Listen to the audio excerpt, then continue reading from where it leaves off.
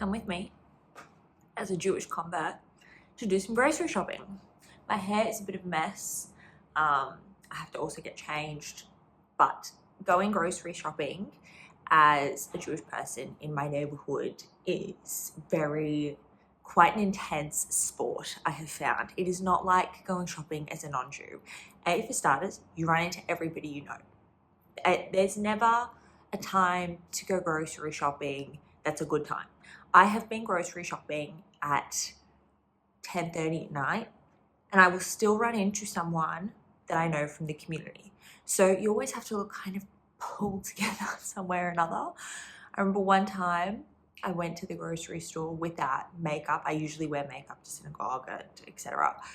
I was without makeup and someone was like, "Oh my God, are you okay? You look unwell. Have you not slept?" And Jewish grandmothers will say exactly what they think. They're not going to hold back.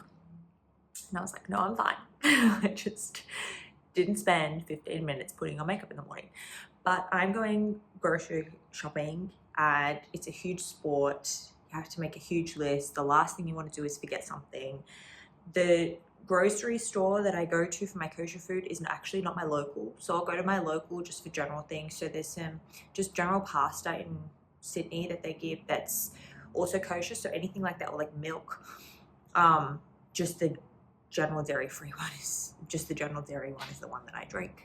And a lot of that can be found. The good thing about my kosher grocery store is they actually label things with kosher. So the tag, the price tag is actually labeled with a little kosher label. So it's labeled blue or something like that. So you just walk down the aisle and you can just see what's kosher and what's not, rather than having to like pull out your app and scan things every 2 seconds and be like, is this kosher? Is this kosher? Because in the early stages I did that and it was crazy. So many people would be judging me, being like, I could see other people walking through the stores being like, "Oh wow, she's really pedantic about her, health," that I'm like, they thought I was reading the nutrition label at the back. No, I was checking to see if it was kosher or not. Anyways, come grocery shopping with me. It's quite a sport. Watch me run into everyone I know. Okay, so I've just gotten back from the store. I was right. It's freezing outside. Basically ended up I just went to my local. I got some bread, some kosher bread, and I also got some dog food. The thing with dog food is that my dog doesn't eat kosher. Like, it's not, you just get whatever dog food. But with bread, I will show you the bread that I got. Hang on. Okay, so this is the bread that I got. It's Jesse's bakery bread. There's Jesse's Bakery in the eastern suburbs in Sydney. It's such a cute bakery. But how basically Jews can recognize if a food is kosher or not, if it's not marked in another way, as in the aisles, is this KA symbol. So there can be KA or an OU. Those different symbols are just different organizations, different companies, different rabbis who have overseen the production of this. So this KA stands for Kashrut Authority, and they are the people who have overseen the making and production of this bread to make sure that it's kosher. So there's other rabbis like OU, other companies who oversee kosher production like OU. So a lot of people will follow OU, and depending on where you go. So when I was in New York last year, there was a lot of different ones. So there was like the Chicago Beth Din that dealt with kosher and all different types. So it can get a bit confusing if you don't know what you're looking for. And also it's important to know which authority you kind of want to follow, because different rabbis will have different stringencies. So if you're like, I definitely am on the stricter side, then you follow a more strict rabbi. If you're more on the lenient side, you obviously, like vice versa, follow the more lenient rabbi.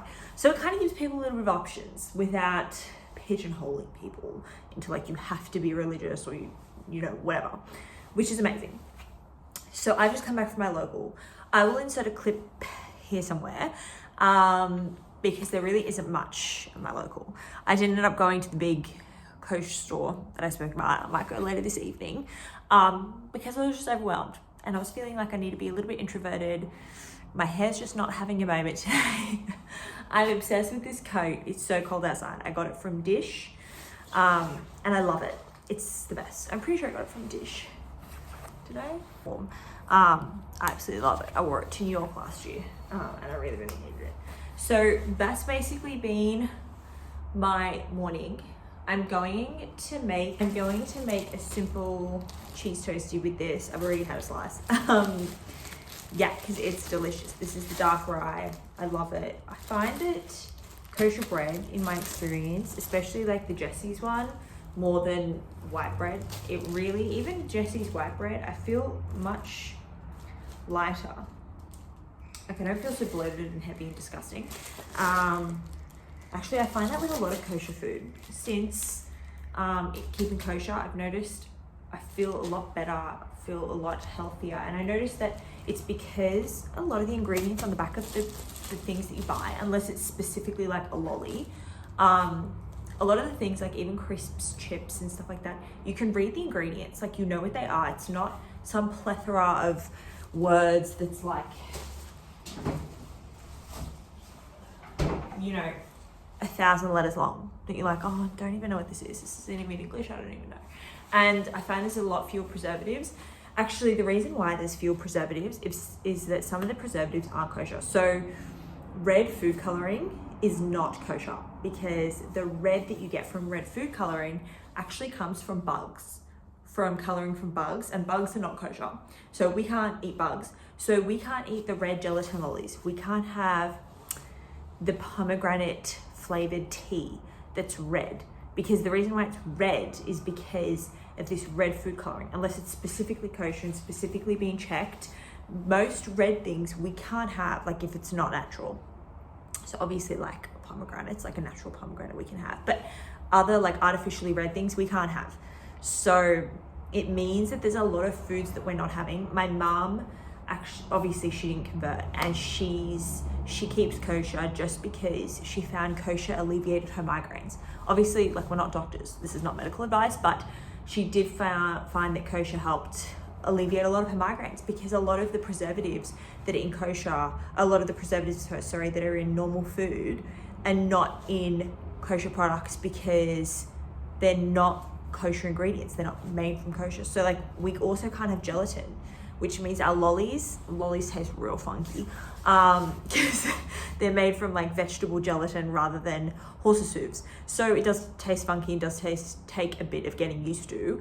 And to be honest, I'll never get used to it. The kosher lollies are disgusting, but it means I'm not eating gelatin or horse's hooves, which probably isn't the best for us to be eating. Like some weird plastic gelatiny thing is not great. So that's what I really found in my experience with keeping kosher over the past like year and a half, 2 years, 3 years, whatever, however many years I've been doing this, was that I feel a lot healthier, I feel a lot lighter. My mum had migraines. I mean, she still gets them every now and then, but they've significantly reduced. Kosher really is a really kind of more healthy way to live, I find, rather than just religious. And that's what I always kind of turn to when I'm struggling with the religious aspect of keeping kosher. I'm always like, this is just like a healthier way to live. Like I just feel better. I feel like less bloated. I know when I started keeping kosher, I immediately just like lost 5 kilos, 7 kilos. Just because there was just so many things I wasn't eating anymore. So many like lollies and just crap and junk food. And don't get me wrong, a lot of things still are kosher, like Coke is kosher. Okay, so my camera just died. Anyways, what I was saying was that kosher isn't necessarily healthy. Like there is still non-healthy options of kosher. So Coca-Cola, diet, no sugar, regular Coke, they're kosher. Dairy, Cadbury milk chocolate is kosher as well. So you can have a whole block of chocolate and you're still keeping kosher. You know, like some things are still kosher, but I just find on the whole, kosher is healthier than non-kosher. Yeah, and even like the kosher chocolates, it gets a bit complicated with dairy because there's halal Israel and then non-halal Israel, which is a whole nother story. But when I follow halal Israel, CY, I find that I'm the healthiest. That is like the best. It's the best option for me for a lot of things. It basically just means, CY basically just means that the dairy is checked at every point in this process. It's not just like trusted on. So in Australia, obviously there's marketing laws. The milk has to be cow's milk if it's advertised as cow's milk in Australia. That's the general rule of thumb. Whereas with Halav Yisrael or CY, regardless of what the packet says, it's checked anyway. So even if the packet says, oh, it's only cow's milk, there's still a rabbi there overseeing everything and checking everything just to make sure. And I don't know what is going on with that milk, what kind of homogenization process they're doing with the CY milk, but I am a lot less bloated with that milk. I don't really have, you know, any kind of dairy intolerances so much, but I have noticed that I feel a lot better on the CY milk. And CY cheeses is so much better. CY chocolate, for some reason it's so thick, it's so creamy, but I don't feel as heavy or as bloated when I eat it. It's also a bit more expensive, so I'm also eating a lot less because I'm buying a lot less. But on the whole, I would definitely say that kosher is, in my experience, a healthier way to live. I really have found it's really helped me on my health goals. Believe it or not, I know it's shocking to say, but my skin has cleared up. It still is a bit whatever, but it's cleared up a lot since keeping kosher. And I remember when I was still in the conversion process, I went out with some friends. It was quite early on in the conversion process, and I ate a king prawn. Obviously we're not supposed to have prawns, and I had a king prawn, and it genuinely tasted, I think it was just my taste buds in that short period of time had already started changing, because it tasted really disappointing. Like I was like, this was not worth me breaking the rules for. Like this was, and ever since then I just never really wanted one again, which I found really interesting. So I realized my camera died and I'd been talking to nothing for the past 5 minutes. But basically what I was trying to say was that if you haven't tried kosher before, I definitely think it's worth giving a go. It's not like the weird food. It's not something bizarre. I remember the most shocking experience, or not the most shocking sadly, but one of the most shocking experiences I had was going to my local Coles into the kosher section, and a lady picked up a garlo pie. The garlo pies come in kosher and non-kosher, so they do a kosher version, non-kosher version. It's the same meat, like it's the same stuff inside. And she picked up the kosher version. If anything, the kosher could be better because the meat, you don't know what meat's in the other one, sorry, to garlo pies. You don't know what meat's in the non-kosher one, but you definitely know it's in the kosher one. She picked up the kosher one, and the guy, her husband, said, oh, that's the weird people food.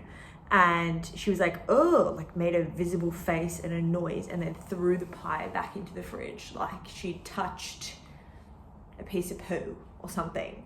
So expand your mind. I encourage you to try some new things. Try the gallows pie that's kosher. I promise you won't be disappointed. Kosher is actually really nice and it's really good for you.